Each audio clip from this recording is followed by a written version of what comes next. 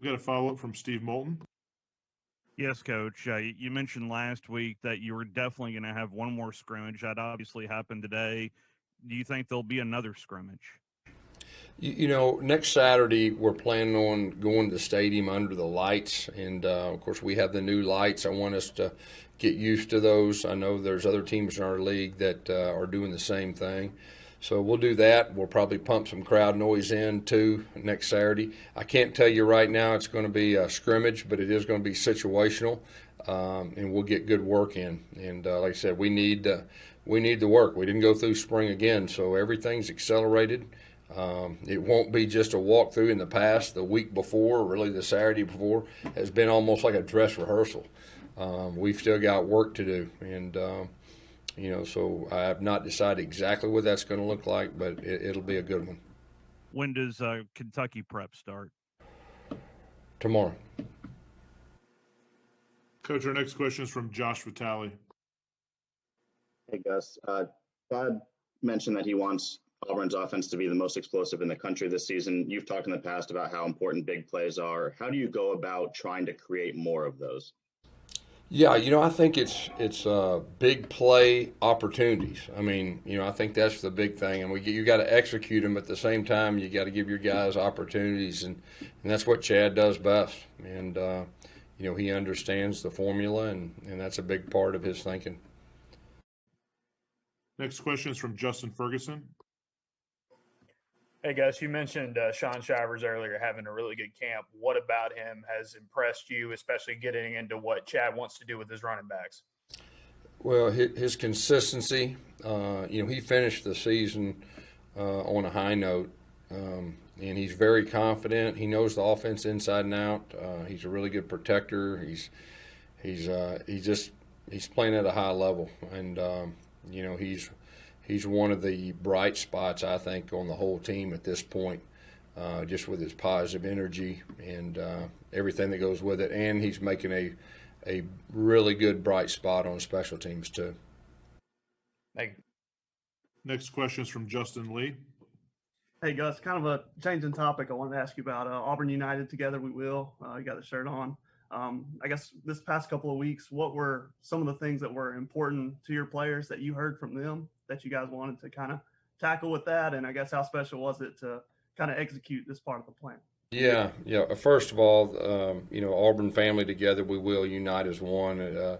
I've just been so impressed and encouraged about the Auburn family coming together during these times. And you look at all of our, Barkley and Bo and Tim Cook, Octavia Spencer, Tim Hudson, Jason Duffner, Carrie Onge. I mean, just everybody coming together, and that's what we need at this time. And it's off to a great start. I believe first 24 hours we sold 4,500 shirts, so that tells you a lot. And just as far as our football team's concerned, is we talked about we had our education time during the summer, and we had 11 different speakers or different things we did, and now it's time for the action part. And this was a big, very important to our players and our coaches, and just making our campus more diverse. And really what we've been talking about as a team is, what can we do as a team that 10 years from now we can look back and make a positive change and look back, and our campus, is more diverse. And so that's very important to our players. I'm very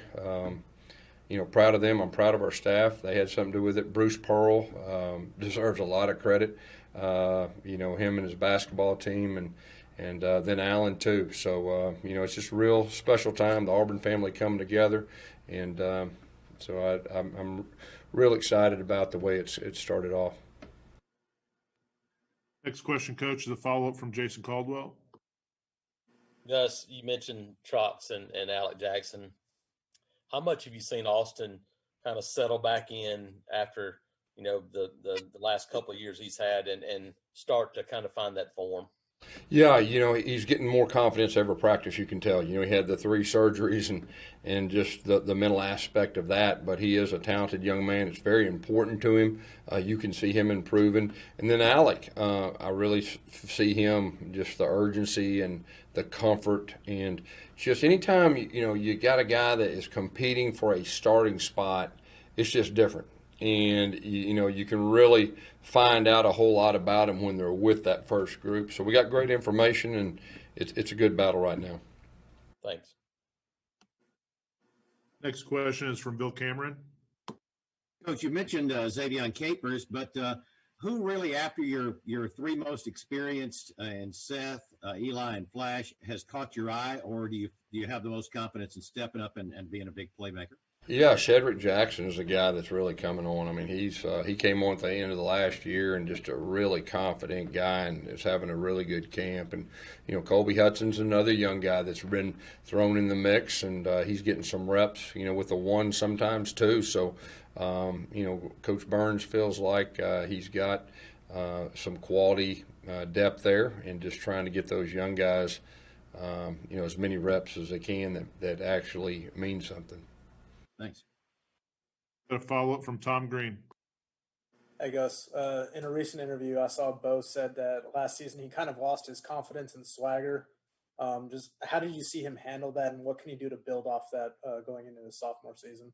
Yeah, well, first of all, if we're real with ourselves, he as a true freshman quarterback, he played the toughest schedule in college football, maybe in the last 10 years, if you really look at the schedule and the road games that he had to do. So, yeah, any freshman quarterback would have had tough times. I was impressed that he held things together as good as he did because it was extremely challenging. And, when you're a quarterback at a place like Auburn or a top SEC school, there's unbelievable pressure that goes with that. And the highs are high, the lows are low.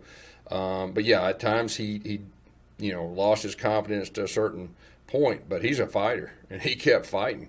And, he played his best ball in the Iron Bowl and made some great plays to help us win that game. So, he's different now. I mean, it feels different. His approach is different. He's no longer a true freshman. And, I expect him to be a leader on this team. All right, Coach, we're going to take two more. First one is from AP Stidham. Hey, Coach, I was wondering if you received any directive from the SEC about game day. Can you have piped in crowd noise or any of those types of things? I think there's talking through that crowd noise until you put your hand on the ball. So next Saturday we'll not only work on that, but we'll work on the lights and the new light show and everything that goes with that. Next one is from Mark Murphy. Gus, can you talk about how many true freshmen might actually play in the opening game, and how important is it to be able to play those guys and not have to worry about red shirts this year, which is a lot. Yeah. Mark, that's a good question. I mean, I think from a coach's standpoint, you got to be prepared to play them all.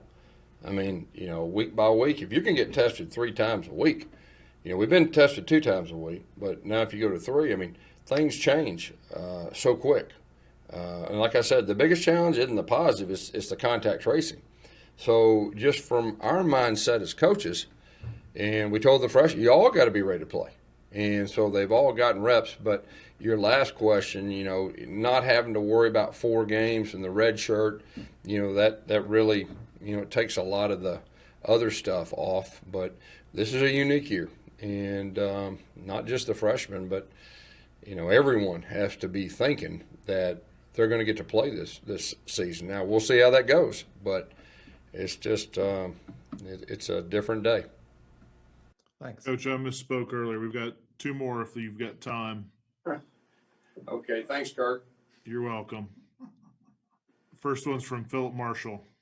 Okay, yeah, we had to have Philip in there. Thank you. Gus, there was a talk earlier from Chad about that he liked to play 2 offensive lines. Is that something that's in the books? Like you talked about Alec and Trox, could they both play some kind of alternating play? That's something, Philip, that like I said, they're talking about right now with their plan. And this being such a unique year, I think everything's on the table. As far as being prepared. Our last one's from Brian Matthews. Hi, Coach. Thank you so much. You talked about having backups for your assistant coaches if they test positive. Who would back up if you were to test positive? You know, one thing that I've already kind of got my mind on is, if I did figure out a way in either in a isolated place in the stadium or zoom in, and so I know my buddy Hugh Freeze, coached last year, laying down in a hospital bed, so that's the way I'm looking at it. I'm going to figure out a way either through technology or through isolation to still do it. Coach, thank you so much for speaking to us all today. Have a nice afternoon. Hey, thank you. Thank you for your time. Appreciate it.